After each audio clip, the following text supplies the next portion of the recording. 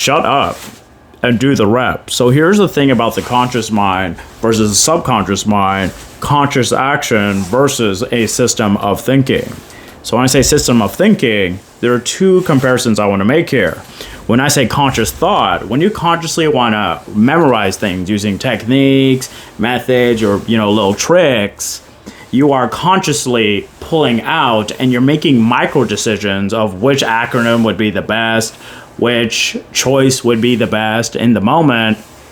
And then here's also the problem. The conscious mind, this is what research says. I'm not just saying stuff here, as fun as that would be.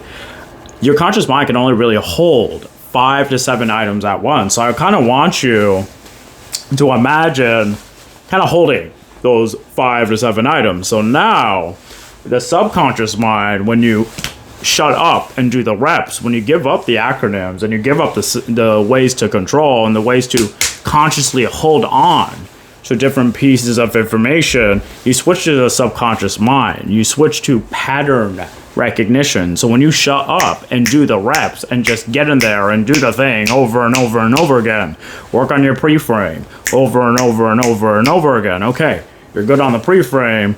Now we're going to do the discovery phase, right? So now you're going to do the discovery phase over and over and over and over and over and over and over and over again till it clicks, until you could just ride the bike. When you shut up and do the reps, you're not thinking about how you're going to ride the bike. You just get on the damn bike. You just get on the damn bike and you scrape your knees and you fall and you figure it out until the pattern recognition in your cerebellum. This is where the subconscious mind is located. There's I think it's a Mandela. There's another one where it's also kind of there, but I know it's primarily the cerebellum. I at least know that much.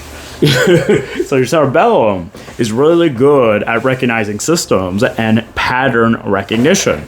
So when it recognizes the proper pattern recognition of riding a bike, you just kind of do it second nature. You don't think about riding a bike.